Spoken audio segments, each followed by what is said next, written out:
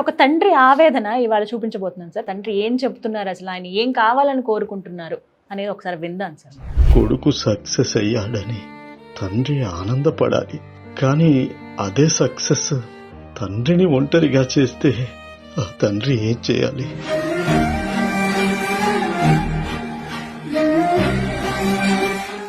ఇప్పుడు నాకు వయసు 60 దాటింది. కొద్ది రోజుల కిందట నాకు హార్ట్ అటాక్ కూడా వచ్చింది. ఈ టైంలో నా కొడుకు నాతో ఉంటే చాలనుకున్నాను, కానీ నా కొడుకు తన జాబే ముఖ్యమని అనుకున్నాడు.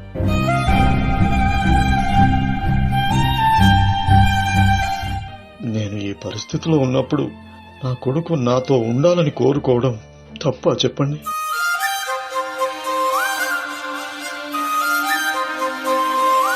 ఆఖరి చూపులకు కూడా నోచుకొని పరిస్థితులకు వెళ్ళిపోతున్నారు కొంతమంది. అదే సంఘటనలో అక్కడ జాబ్ తీసేశారు, ఏం చేస్తావు? సడన్గా అమెరికన్ గవర్నమెంట్ ఇప్పటి నుంచి మా దేశంలో ఎవరు ఉండడానికి లేదంటావు, ఏం చేస్తావు? జీవితం అంటే ఫారిన్లో సెటిల్ కావడం ఎవరు నేర్పారు? అంటే ఏదో కష్టం వచ్చినప్పుడు రావాలనే ఒక ఆలోచన అయితే ఉండాలి కదా. అది పిల్లలకి కష్టం వచ్చినప్పుడు రావాలంటే ఫస్ట్ జీవితంలో నువ్వు విలువలు నేర్పాలి కదా. చాలా కుటుంబాలలో డబ్బు, కెరియర్ అనేది ఇంపార్టెన్స్ అనేదాన్ని నేర్పుతున్నారు. వాటికి ఇచ్చే విలువ బంధాలకి ఇవ్వటం లేదు.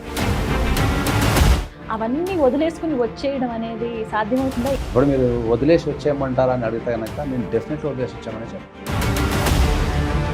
కడుపులో పుట్టిన తల్లిదండ్రులకు చచ్చిపోతే కూడా పిల్లలు రావటం లేదు. బంధాల ముంగట ఏదైనా కూడా చిన్నదే. నమస్కారం, సుమన్ టీవీ ఫ్యామిలీ వాల్యూస్ కార్యక్రమానికి స్వాగతం. అమ్మా నాన్న ఎంత ఇష్టమో కదా మనందరికీ. చక్కగా మన కోసం ఎంత కష్టపడతారో, మన ఎదుగుదల కోసం వాళ్ళు పడని కష్టాలంటూ ఉండవండి. ఇవన్నీ పేరుకు బాగానే చెప్తాం, కానీ మనం ఎదిగిన తర్వాత ఒక స్థాయికి చేరుకున్నాక వాళ్ళకి ఎంత విలువిస్తున్నాం అనేది ఒక పెద్ద ప్రశ్న. అందే ఉందండి, మేము ఏదో మా చదువు వల్ల, మా ఉద్యోగం వల్ల ఫారెన్లో సెటిల్ అయిపోయాము, కానీ ఇండియాలో ఉన్న లేకపోతే ఊర్లో ఉన్న మా అమ్మ నన్ను బాగా చూస్తున్నామే అని అంటారు. కానీ ఎంతమంది చక్కగా పలకరించడమో లేకపోతే వాళ్ళతో టైం స్పెండ్ చేయడానికి కొంత టైంని కేటాయించుకోవడమో చేస్తున్నారు. ఇలా ఎంతోమంది పేరెంట్స్ బాధపడిన సందర్భాలు మాతో చెప్పుకున్న సందర్భాలు చాలా ఉన్నాయి. అప్పుడు అనిపించింది కుటుంబ బంధాలు, విలువలు ఏమైపోతున్నాయని. ఇలాంటివన్నీ అంటే ఇప్పుడున్న జనరేషన్కి గుర్తు చేయాలంటే ఒక కార్యక్రమం ద్వారా వెళ్ళాలి. ఇది ఒక మాధ్యమంగా ఉన్నాం కాబట్టి అని అనిపించిందండి. వెంటనే అనుకున్న కార్యక్రమమే సుమన్ టీవీ ఫ్యామిలీ వాల్యూస్.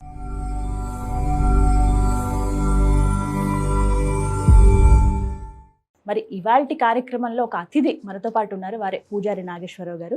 ప్రముఖ న్యాయవాదిగా అలాగే సైలాజిస్ట్గా మనందరికీ బాగా పరిచయస్తులు వారు కుటుంబ విలువల గురించి ఏ విధంగా చెప్పి చక్కటి సలహాలు కూడా ఇస్తారు. ఆ బంధాలని మనం ఎలా పెంచుకోవాలి, ఎలా మన ఫ్యామిలీ రిలేషన్స్ని మనం కాపాడుకోవాలి అని చెప్పి ఇవాళ ఒక మంచి అంశం అండి. ఇది చాలామందికి కనెక్ట్ అవుతుంది. మీరు మొత్తం పూర్తిగా వీడియో చూడండి, డెఫినెట్గా కనెక్ట్ అవుతారు. చాలామందికి ఈ వీడియోని మీరు షేర్ చేస్తారు కూడా. ఇంకా ఆలస్యం చేయకుండా ఇవాళ డిస్కషన్ మనం స్టార్ట్ చేద్దాం. సార్ నమస్కారం. ఫ్యామిలీ వాల్యూస్ ఎప్పుడు చాలా బాగా చెబుతూ ఉంటారు మీరు. నేను కూడా కొన్ని వీడియోస్లో ఇలా చూశాను. ఒక సలహా ఇవ్వడం, ఆ సలహా ఇంప్లిమెంట్ చేస్తే నిజంగా సక్సెస్ అవుతుంది కూడా, బంధాలన్నీ నిలబడతాయి. అయితే ఈ పేరెంట్స్ విషయంలోనండి, ఇంతకుముందు నేను మాట్లాడినట్టు చాలా కథలు, ఇప్పుడు కేవలం ఒకటే నేను మీకు ఇవాళ వీడియోలో చూపించబోతున్నానేమో, కానీ ఎంతోమంది మా తల్లిదండ్రులు ఇలా ఉన్నారండి, లేకపోతే మా పిల్లలు ఇలా ఉన్నారండి అని చెబుతూ ఉంటారు. అందులో ఎక్కువగా మాట్లాడింది పిల్లల గురించి. అంటే పిల్లలు ఎదిగారని సంతోషించాలా, మాతో టైం స్పెండ్ చేయట్లేదని బాధపడాలని, అంటే ఒక మదన పడిపోతున్న కొంతమంది పేరెంట్స్ బాధలు విన్నా కనిపించింది. అంటే ఇలాంటివి మీరు ఎప్పుడన్నా విన్నారా? పిల్లలు పేరెంట్స్ టైం స్పెండ్ చేయట్లేదు. ఇప్పుడున్న సమాజంలో అది వాస్తవం, మీరు చెప్పేది వాస్తవమే. ఎందుకంటే ఇప్పుడు పిల్లలు పేరెంట్స్తో టైం స్పెండ్ చేయడం అనేది వాస్తవం. కానీ ఇప్పుడు పేరెంట్స్ విషయానికి వస్తే సార్, చక్కగా పిల్లల్ని చదివిస్తారు. అంటే ఒక ప్రెస్టీజ్గా భావిస్తారు. పిల్లలు ఫారెన్లో చదువుతున్నారన్న, వాళ్ళని అక్కడ చదివించామండి, అక్కడ సెటిల్ అవుతాం అంటున్నారని చాలా గొప్పగా చెప్పుకుంటారు. అంతా బాగానే ఉంటుంది. వాళ్ళు వెళ్ళిపోతారు, అక్కడ సెటిల్ అయిపోతారు, ఎప్పుడో పండగకో పబ్బానికో వస్తారు. కొన్నిసార్లు రాని పరిస్థితి కూడా ఉంటుంది. కానీ ఇక్కడ పేరెంట్స్ పడే బాధ చాలా, అంటే అది వర్ణన. ఎవరు నేర్పారు దాన్ని వాళ్ళకు? అంటే అది ఎవరి ప్రాబ్లంగా చూడాలి? ఎవరు నేర్పారు దాన్ని వాళ్ళకు? జీవితం అంటే ఫారిన్లో సెటిల్ కావడం ఎవరు నేర్పారు? అంటే ఏదో కష్టం వచ్చినప్పుడు రావాలనే ఒక ఆలోచన అయితే ఉండాలి కదా. అది పిల్లలకి కష్టం వచ్చినప్పుడు రావాలంటే ఫస్ట్ జీవితంలో నువ్వు విలువలు నేర్పాలి కదా. అర్థమైందా? కష్టానికి ఉన్న విలువ నేర్పాలి నువ్వు. ఒక కష్టం వచ్చినప్పుడు ఒక వ్యక్తి పక్కన ఉండడం నేర్పాలి, ఒక అవసరం ఉన్నప్పుడు ఉండడం నేర్పాలి కదా. నీ పెంపకంలో తప్పు ఉన్నప్పుడు నువ్వు పిల్లల నుంచి ఏం ఆశిస్తావు? ఓకే, ఇది మీరు చెప్పే మాట. ఎందుకు పంపిస్తున్నావు నువ్వు? నీ దేశంలో చదువు లేదా? అంటే ఈ దేశంలో చదువుకున్నాడు వాడు బాగుపడలేదా? మనం పిల్లలకు నేర్పాల్సింది విలువలు. అంటే మనం నిజాయితీగా ఉండటం నేర్పాలా, ప్రేమించడం నేర్పాలా, నిలబడటం నేర్పాలా, ఓకే, కష్టాలు వచ్చినప్పుడు మనం కాపాడుకోవడం నేర్పాలా. ఇది కదా మనం నేర్పాల్సింది జనానికి. ఏ జీవితానికైనా ఇవి ఉంటే కదా వాళ్ళ జీవితం పరిపూర్ణమయ్యేది. నీ జీవితంలో ఇవన్నీ లేనప్పుడు ఇంకా నీ పరిపూర్ణత ఏడుంది? ఇవాళ కూడా మీరు అన్నట్టు చాలా మంది చచ్చిపోతే కూడా రావటం లేరు. కడుపులో పుట్టిన తల్లిదండ్రులకు చచ్చిపోతే కూడా పిల్లలు రావటం లేరు, రకరకాల ఇష్యూస్ వల్ల. నేను 2 సంఘటనలు చూసినాను నా లైఫ్లో. రీసెంట్గా యూకే పోయినప్పుడు ఒక అబ్బాయి పోయి 9-10 సంవత్సరాలు అయింది, ఇంట్లో ఎవరు చచ్చిపోయి రావటం లేడు. యూఎస్లో కూడా ఒక అట్లే ఉన్నారు. నువ్వు ఏం నేర్పుతున్నారు మరి పిల్లలకి? పూర్తిగా చచ్చిపోతున్నాయి బంధాలన్నీ కూడా. అదే అంటున్నా నేను. ఇది ఇప్పుడు చెప్పే పాఠాల నుంచే కదా మనం విలువలు నేర్చుకోవాల్సింది అంటున్నా నేను. ఇవాల్టి సుమన్ టీవీ ఫ్యామిలీ వాల్యూస్లో ఒక తండ్రి ఆవేదన విందాం సార్. ఎంతో ప్రేమగా, అంటే మనం మన ఇంట్లో పరిస్థితి మామూలు చిన్న ఎగ్జాంపుల్గా చూసుకున్నా, మొక్కను చాలా చక్కగా పెంచుకుంటాం, బాగా పెరిగి పెద్ద అవుతుంది. అదే విద్యుత్ తీగలుగా అడ్డం వచ్చినప్పుడు ఖచ్చితంగా ఆ మొక్కని కట్ చేయాల్సిన పరిస్థితి. అవునంటారా కాదంటారా? ఇది ఉంటుంది డెఫినెట్లీ. ఆడ విద్యుత్ తీగలు వేసిన తప్పంట నేను. మీ పర్సెప్షన్ ఎలా ఉంది ఆలోచించే విధానం. కానీ ఒక తండ్రి ఆవేదన ఇవాళ చూపించబోతున్నాను సార్. ప్రతి కుటుంబాలలో ప్రతి తల్లిదండ్రులు పడుతున్న చాలా ఆవేదనలు చూద్దాం. దాని ఒకసారి ఆ తండ్రి ఏం చెప్తున్నారు, అసలు ఆయన ఏం కావాలని కోరుకుంటున్నారు అనేది ఒకసారి విందాం సార్.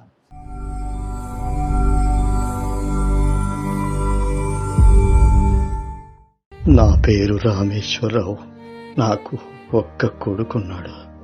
ఈరోజు నాకు ఒక ప్రశ్న మెదులుతోంది.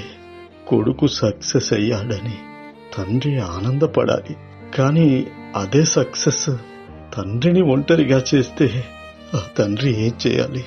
నేను చిన్న ఉద్యోగం చేస్తూ నా కొడుకుని మంచి స్కూల్లో చదివించాను. నా స్తోమత చాలకపోయినా నా జీవితం అంతా కష్టపడి మంచి స్కూల్లో, మంచి కాలేజీలో ఏ లోటు లేకుండా చదివించాను. తను మంచి మార్కులు తెచ్చినప్పుడు నాకన్నా అదృష్టవంతుడు ఎవడు లేడనుకున్నాను. తను ఎదుగుతుంటే నా జీవితానికి అదే గెలుపు అనిపించింది. తర్వాత నా కొడుక్కి అమెరికాలో జాబ్ వచ్చింది, అక్కడికి వెళ్ళాడు. ఇప్పుడు అక్కడ వెల్ సెటిల్ అయిపోయాడు అనుకోండి. ఇప్పుడు నాకు వయసు 60 దాటింది. కొద్ది రోజుల కిందట నాకు హార్ట్ అటాక్ కూడా వచ్చింది. నా భార్య హెల్త్ కూడా బాగోలేదు. ఈ టైంలో నాకు డబ్బు అవసరం లేదు, పేరు కూడా అవసరం లేదు. ఈ టైంలో నా కొడుకు నాతో ఉంటే చాలు అనుకున్నాను. కొంచెం నాతో టైం గడిపితే అదే చాలా అనిపించింది. కానీ నా కొడుకు తన జాబే ముఖ్యమని అనుకున్నాడు. ఈ తండ్రి కన్నా వాడి జాబే ఎక్కువ అనుకున్నాడు. నేను జీవితాంతం తన కోసం సాక్రిఫై చేశాను. ఇప్పుడు ఈ పరిస్థితుల్లో ఒక తండ్రిని చూసుకోవాల్సిన బాధ్యత నా కొడుక్కి ఉంటుంది కదండి. నేను ఈ పరిస్థితిలో ఉన్నప్పుడు నా కొడుకు నాతో ఉండాలని కోరుకోవడం తప్ప చెప్పండి? నాకేమీ అర్థం కావడం లేదు. ఇలాంటి ప్రశ్నలతోనే నేను రోజు ఇలాగే మదన పడిపోతున్నాను. ప్రతిరోజు నిద్ర లేకుండా జీవిస్తున్నాను. నాకున్న ఈ జబ్బు ఇంకా ఎక్కువైపోతుంది. ఏం చేయాలో అర్థం కావటం లేదు. నా కొడుకు నా కళ్ళ ముందు ఉండాలని మాత్రం ఆశ చావట్లేదండి, చావట్లేదు. తండ్రి ఆవేదన. ఇది భారతదేశం ఇప్పుడు ఎదుర్కొంటున్న సమస్యల్లో ఇది కూడా ఒకటి. దీనికి మైగ్రేషన్ పెయిన్స్ అంటారు. అదేంటి సార్? మైగ్రేషన్ అంటే ఏంటంటే బతకటం కోసం విదేశాలకు వెళ్ళిపోయి ఆ బతికే క్రమంలో జీవితాన్ని కోల్పోతున్నారు అందరు. నాకు ఇక్కడ మీ ఒపీనియన్ కావాలనుకుంటున్నాను సార్. ఎందుకంటే ఆయన ఒక ప్రశ్న అన్నాను, ఇది అంటే ఈ స్టేజ్లో ఉన్న నన్ను మా కొడుకు రావాలి, మా దగ్గరికి వచ్చి ఉండాలి, లేకపోతే ఈ స్టేజ్లో నన్ను ఒక్కసారి పలకరించడం, మా దగ్గర ఉండడము, నన్ను చూసుకోవాలి కదా, తన కోసం నేను జీవితాంతం అంత కష్టపడ్డాను, మరి ఈ లాస్ట్ స్టేజ్లో లేకపోతే ఈ వృద్ధాప్యంలో ఉన్న మమ్మల్ని వాళ్ళు చూడాల్సిన బాధ్యత కొడుకుకి ఉంది కదా, ఇది నా తప్ప, నేను అలా కోరుకోవడం అని కూడా మదన పడిపోతున్నారు ఆయన. కోరుకోవడం అనేది 100% తప్పు కాదు. మనకు చదువు అనేది జ్ఞానాన్ని నేర్పాలి, చదువు అనేది సమస్యను సాల్వ్ చేయడం నేర్పాలి. కానీ ఇప్పుడున్న చదువులన్నీ చదువు అనేది భయాన్ని నేర్పుతున్నది. అర్థమైందా? చదువు అనేది భయాన్ని, లేకపోతే వాళ్ళ అధైర్యాన్ని, ఈ రకరకాల చదువు అనేది కొత్త రకాల సమస్యలు తెస్తున్నది. ఇప్పుడు అంతా కష్టపడి పెంచినప్పుడు ఇక్కడ 2 కోణాల్లో చూడాల్సి వస్తుంది సమస్యని. ఒకటి తండ్రి కోణంలో చూడాల్సి వస్తుంది, ఒకటి కొడుకు కోణంలో చూడాల్సి అంటే వస్తుంది. ఎందుకు రాలేకపోతున్నాడు? అంత పెంచిన తండ్రి ఎంత కష్టపడి పెంచాడు అన్న విషయం ఆయనకి తెలుసు. తండ్రి ఎన్ని కష్టాలు పడి తెలిసినప్పుడు పంపించాడు. తండ్రి కోసం త్యాగం చేయాల్సిన బాధ్యత కొడుకుంటుంది 100%. చాలామంది అదే చెప్తున్నా కదా, చాలామంది జీవితంలో మనకు ఆ సౌకర్యాలు కోల్పోతామేమో, జాబ్ పోద్దేమో అని ఇప్పుడు ఈ కేసులో జాబ్కి ఇంపార్టెన్స్ రావటం లేదని మనం అనుకుందాం. ఒకవేళ అక్కడ జాబ్ వీకేస్తే ఏం చేస్తావు? ఎంత కష్టపడి ప్రయోజనం ఏముంది? ఏం చేస్తావు? జాబ్ వీకేస్తే ఏం చేస్తావు? రేపు మళ్ళీ ఎప్పుడు ఏడికి వస్తావు? లేకపోతే ఇమిగ్రేషన్ రూల్స్ చేంజ్ చేస్తారు. ఇప్పుడు యూకేలో ఇమిగ్రేషన్ రూల్స్ చేంజ్ చేశారు. ఇప్పుడు అక్కడ 50% వచ్చేస్తారు. ఎక్కడన్నా చేసుకోవచ్చు, ఏదైనా బతకచ్చు కదా, దగ్గర ఉండే ఏదైనా బతకచ్చు కదా అని చెప్తున్నా నేను అందరికి చెప్పేది ఏంటంటే నీ దేశాన్ని నువ్వు బాగు చేసుకోకుండా, నీ దేశం మీద నువ్వు ప్రేమ పెంచకుండా, ఓకే, నీ పిల్లలకి నీ దగ్గర పెట్టుకోకుండా, నువ్వు ఎక్కడో పెంచి లేకపోతే వాళ్ళకి అది నేర్పి నువ్వు ఎందుకు బాధపడతావు అని చెప్తాను నేను. బెంగ పెట్టేసుకున్నారు, ఎందుకు బాధపడతావు చెప్తా. ఇద్దరికి ఎట్లా పెట్టుకుంటారు? ఆ ఏజ్ వచ్చిన తర్వాత ఎవరైనా పెట్టుకుంటారు. ఆ ఏజ్లో 60 సంవత్సరాలు దాటిన తర్వాత ప్రతి తల్లిదండ్రి తన పిల్లలు నా దగ్గర ఉండాలని కోరుకోవడం అనేది వెరీ సహజం. అది మరి ఏం చేయాలి? వెరీ సహజం. అది క్రియేట్ చేయగలగాల, దగ్గర పెట్టుకున్నట్టు చేయగలగాల. మైగ్రేషన్ మీద పోయినా కూడా వాళ్ళని మనకు కొంతకాలం దానికి వాళ్ళకు ఒక స్ట్రక్చర్ ఇవ్వాలి మనం దానికి జనరల్గా. Okay, what is the purpose of going migration అనేది. ఎప్పుడు నేను ఎంగేజ్లో లండన్ పోయినా పనిచేస్తానికి ఎట్ ద ఏజ్ ఆఫ్ 21. 2000లో పోయినా నేను. 2000 నుంచి 2007 వరకు ఫారిన్లో పనిచేసిన, యూరోప్ మొత్తం పనిచేసిన ఎంగేజ్లో. తర్వాత అర్థమైపోయిన తర్వాత మొత్తం మూటముల వరకు ఇండియా వచ్చేసిన. ఇప్పుడు నేను ఎంగేజ్లో పోయినా, నేను అక్కడ మంచి నా జాబ్, సెటిల్డ్ జాబు, మంచి జీతము, మంచి సౌకర్యాలు, నేను ఉండాలనుకుంటకపోతున్నా. ఎంగేజ్లో మళ్ళీ బ్యాక్ వచ్చేసిన, మళ్ళీ ఇక్కడే పెళ్లి చేసుకున్నా, ఇక్కడ పిల్లల్ని కానీ ఇండియాలోనే ఉంటున్నా నేను. ఇప్పుడు మా మదర్ని మంచిగా చూసుకుంటున్నా. మంచి దాన్ని బ్యాలెన్సింగ్ చేయగలగాలంట నేను. ఆ బ్యాలెన్సింగ్ అనే సిస్టాన్ని మనం ఫ్యామిలీస్లో నేర్పాలా. నేర్పడం వల్ల మన మైగ్రేషన్ వెళ్ళటం అనేది తప్పు కాదు. దేనికి వెళ్తున్నావు, ఎందుకు వెళ్తున్నావు, వాట్ ఈస్ ద పర్పస్. పెంచే విధానంలో నేను అందరికి చెప్తున్నా, చాలా కుటుంబాలలో డబ్బు, కెరియర్ అనేది ఇంపార్టెన్స్ అనేదాన్ని నేర్పుతున్నారు, స్ట్రెస్ గురి చేస్తున్నారు. వాటికి ఇచ్చే విలువ బంధాలకి ఇవ్వటం లేదు. అది నేను చెప్పేది. నువ్వు ఏడాకు పోయినా మళ్ళీ ఇడికే రావాలా, ఎన్నో తిరిగి కుటుంబాన్ని స్ట్రాంగ్ చేసుకుంటే సరిపోద్ది అని చెప్తాను. ఆఖరి చూపులకు కూడా నోచుకొని పరిస్థితులకు వెళ్ళిపోతున్నారు కొంతమంది. నేను అందరికి ఒక విషయం చెప్పగలుగుతా, మన ఎంట్రన్స్ ఎట్లయినా ఉండని, ఫేర్వెల్ మాత్రం గ్రాండ్గా ఉండాలి. ఆ ఫేర్వెల్ అనేది నువ్వు ఎంత గ్రాండ్గా చేసుకుంటావు అనేది నీ జీవితం మీద ఆధారపడిందని చెప్తా. ఫేర్వెల్ అనేది గ్రాండ్గా ఉండాలంటే కుటుంబం అనేది స్ట్రాంగ్ ఉండాలి. ఇద్దరు వెర్షన్లో చూడమన్నారు సార్. కానీ ఇప్పుడు సరే, వాళ్ళ పరిస్థితి ఒక్కసారి మనం కొడుకు పరిస్థితి నుంచే చూద్దాము. ఒకవేళ ఆయన అంత బాగా సెటిల్ అవుతున్నారు, మేము ఇక్కడ, మా పిల్లలు ఇక్కడే ఉన్నారు, వాళ్ళు ఇప్పుడు ఎదిగే క్రమంలో ఉన్నారు, మంచి మంచి ఇల్లు, ఫారెన్లో ఇల్లు కట్టుకోవడం అంటే గొప్ప విషయమే, మంచి సంపాదన ఉంది, అంతా బాగుంది, అవన్నీ వదిలేసుకుని వచ్చేయడం అనేది సాధ్యమవుతుందా ఈ రోజుల్లో? ప్రాక్టికల్గా మాట్లాడుకుందాం, ఏదో మాట వరుసకని కాకుండా. 2 విషయాలు మనం గమనించాల్సింది ఏంటి అంటే, దీంట్లో ఇప్పుడు మీరు వదిలేసి వచ్చేయమంటారా అని అడిగితే కనుక నేను డెఫినెట్లీ వదిలేసి వచ్చామని చెప్తాను. సాధ్యం అవుతుందా సార్? అది ఎందుకు కాదు సాధ్యం. ఇప్పుడు 2 కోణాల్లో దీన్ని మాట్లాడితే డబ్బే ప్రధానం కనుక అయితే, మీరు ఇంతకుముందు ఒక మాట చెప్పారు కదా, ఫారిన్లో ఇల్లు కొనుక్కోవడం చాలా కళ అన్నారు కదా, హైదరాబాద్లో కొనమండి సార్ ఇల్లు, ఫారిన్లో అవసరం లేదు. వాళ్ళది గొప్పగానే చెప్తారు సార్. వాళ్ళు చెప్తారు, అక్కడ అమెరికాలో నువ్వు ఎంత కొన్నా 5 కోట్లకి ఇల్లు వస్తున్నది, జూబ్లీస్లో పోతే 20 కోట్లు చెప్తున్నారు. కాబట్టి నేను అనేది ఏంటంటే బంధాలను మించింది ఏది ఉండదు. బంధాలను మించింది ఏది, బంధాల ముంగట ఏదైనా కూడా చిన్నది అని చెప్తాను నేను.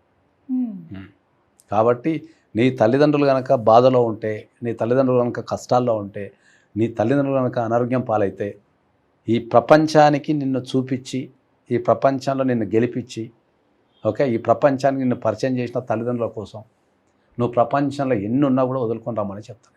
వదులుకొని రమ్మనే చెప్తారు. అది 100% సాధ్యం వదులుకొని కా- రమ్మని చెప్తా. సాధ్యం అసాధ్యం అనేది మన చేతుల్లో ఉంటుంది.